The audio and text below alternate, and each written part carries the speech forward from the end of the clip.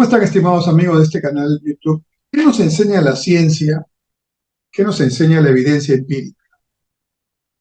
En economía, la ciencia y la evidencia, los casos concretos que podemos observar y que están estudiados seriamente, nos indican claramente que en economía no se puede improvisar, y menos emplear el discurso demagógico y populista para intentar llevar las variables económicas a los objetivos de política que se desean lograr. Hay aspectos de la economía que están demostrados que funcionan aquí, en China, en Rusia, en Australia, en Sudáfrica, en cualquier lado del mundo, en países grandes, en países pequeños. Hay una oferta y hay una demanda.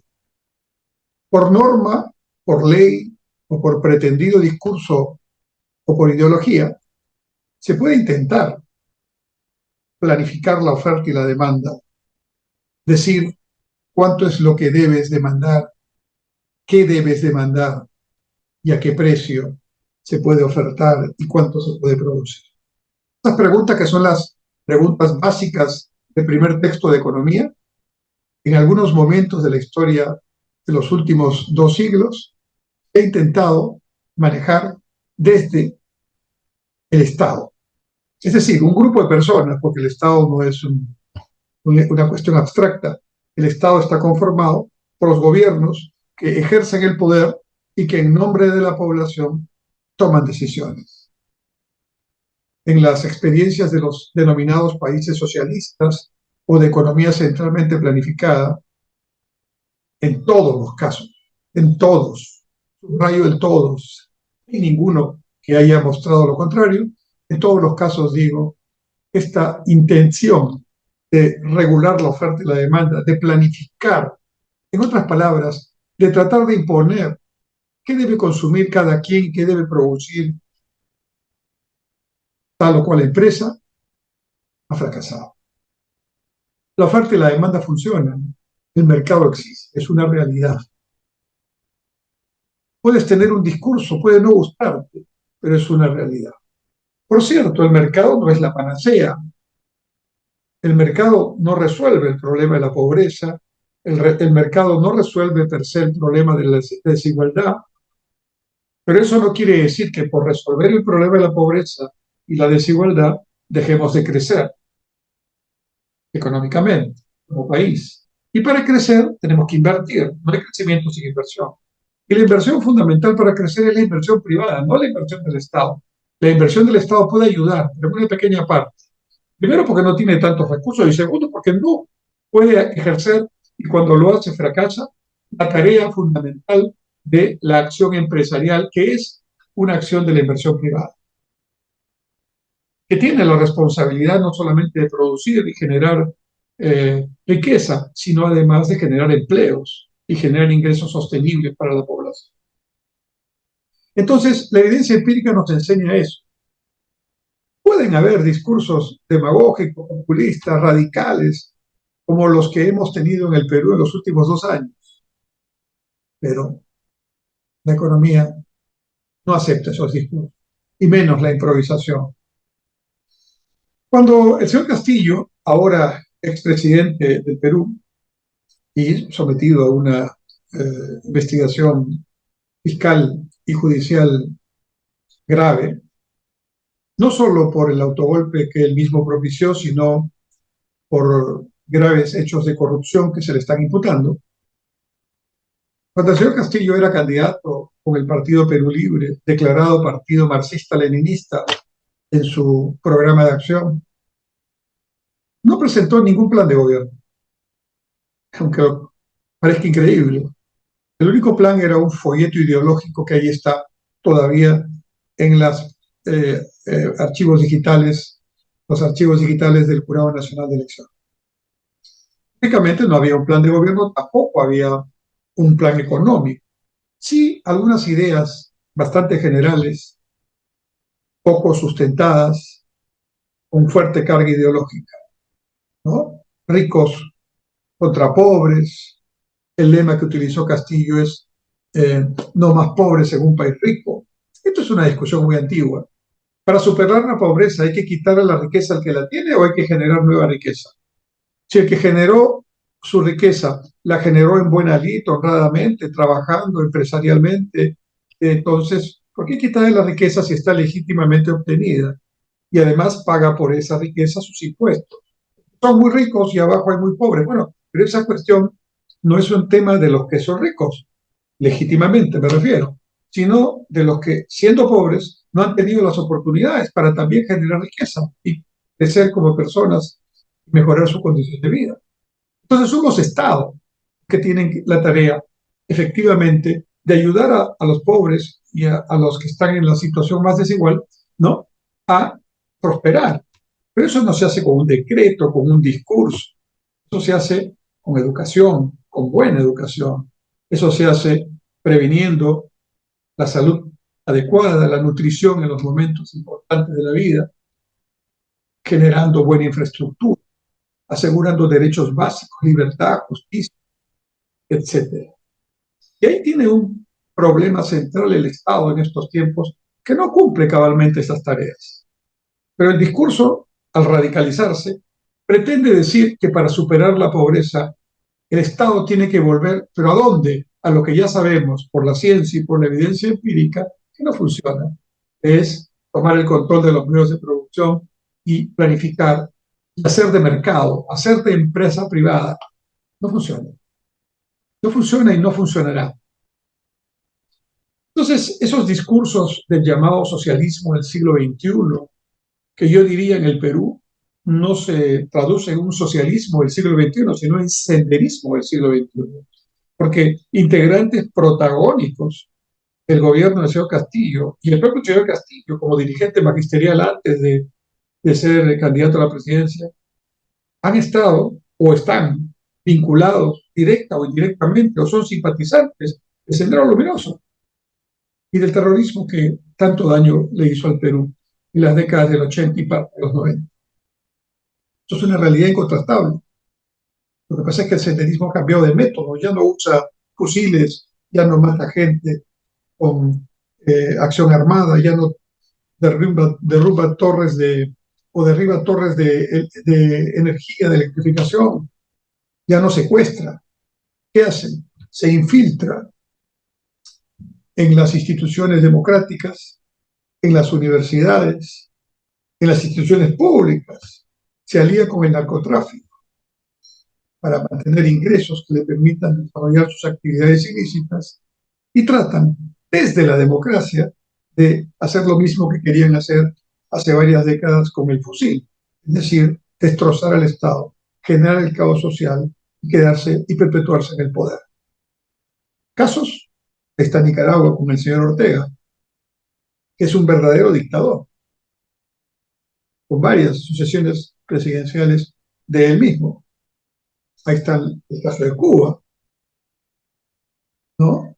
Ahí está el caso de Venezuela, primero con Chávez y ahora con Maduro. Ahí está el caso de Bolivia, primero con Evo Morales, ahora con Arce, con sus diferencias. Ecuador felizmente ha girado, estaba en ese empeño también. Pero ese modelo no funciona. Y en algunos países grandes que no deberían estar en estos experimentos, por ejemplo, ¿no?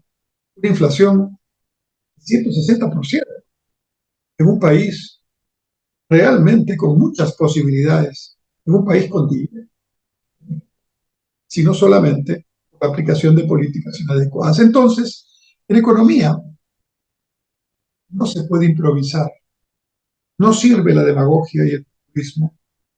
Y en economía, quienes ejercemos la economía, pretendemos plantear o realizar políticas públicas, políticas económicas. Tenemos la obligación de revisar lo que ha pasado y sigue pasando en todo el mundo, porque esto es dinámico, además, no es estático. Y entonces, recuerdo algunas frases. Ya mencioné el eslogan político del señor Castillo cuando era candidato, no más ricos en un país pobre, y con su demagogia y su improvisación y su radicalismo e ideología procomunista, ¿no? Lo único que ha conseguido es que se acentúe la pobreza, no se resuelva la desigualdad.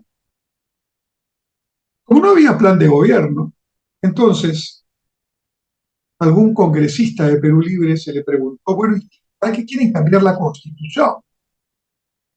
Y entonces dijo, porque queremos hacer una economía estatal de mercado. Cuando le preguntaron, ¿y qué significa eso?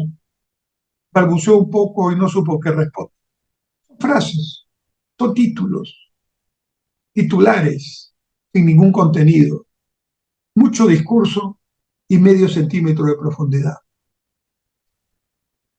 El embajador Manuel Rodríguez Cuadros, un diplomático de carrera, que fue canciller hace algunos años del Perú, y creo que un buen canciller,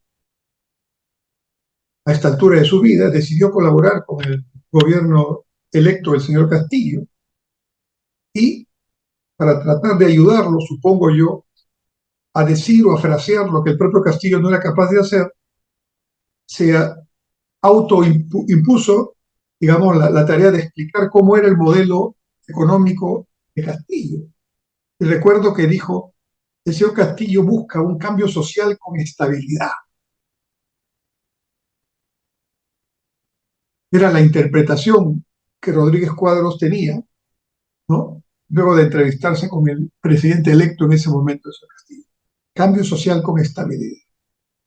Muy interesante, como nombrecito funciona, es marquetero. Pero ¿qué cambio social y qué estabilidad ha habido en el Perú en estos casi 2 años? Un cambio social hacia la violencia, hacia el radicalismo, hacia la polarización, hacia la confrontación entre peruanos y una estabilidad social y política que solo se ha deteriorado, claramente acentuando la crisis política y no resolviéndola. Un representante boliviano de este modelo bolivariano que en ese país se desarrolla, preguntado cuál era la economía, el modelo económico que debía desarrollarse, o así, una economía sociocomunitaria productiva, una economía sociocomunitaria productiva. No hay ningún texto que es eso. Uno puede usar la lógica para interpretar lo que esos conceptos juntos significan, pero estos conceptos provenientes de personas que mantienen en lo político una posición de izquierda trasnochada, que no han visto que cayó el muro de Berlín a fines de los 80, que no han visto que ya se desintegró la Unión Soviética desde principios de los 90, que no han visto que ya se reunificó Alemania y que ya no hay Alemania democrática, que no han visto que varios países que eran prosocialistas hoy están en economías más cerca del mercado, aunque no economías de mercado plenamente, que no han visto que los países con economía social de mercado son los que están en los primeros puestos del ranking de desarrollo humano y competitividad, que no han visto que la propia China es más pragmática que todos cuando siguen la prédica de Deng Xiaoping. No importa el color del gato, lo importante es cazar ratones. Y ahora China es una potencia económica y comercial, aunque no política por las razones que conocen. En suma, estimados amigos, reflexionando, dado que estos tiempos de fin de año y principios de año nuevo, son momentos también para reflexionar, confirmo lo que siempre he sostenido. En economía no hay lugar para la improvisación. En economía, para hacer políticas públicas, no hay lugar para la mediocridad. En economía, nada resuelve el discurso populista, demagógico, radical. Espero que quienes escuchan estas ideas, a veces muy atractivas, ¿no? Como cambiar la constitución, aplausos. ¿Y luego qué? Al día siguiente, ¿qué? No se explica. Porque es una verdadera mentira cambiando la constitución. vamos a solucionar los problemas del Perú y del mundo. Espero, digo, que también reflexionen, estudien, revisen la historia reciente, la historia pasada y el presente que cambia dinámicamente, disruptivamente. Y no sigan en estas prédicas, son prédicas que no llevan a nada, que nos hacen perder tiempo y dinero y sobre todo hacen perder posibilidades vitales a generaciones enteras que con discursos como este solo incrementan su pobreza y fortalecen la desigualdad. Muchas gracias.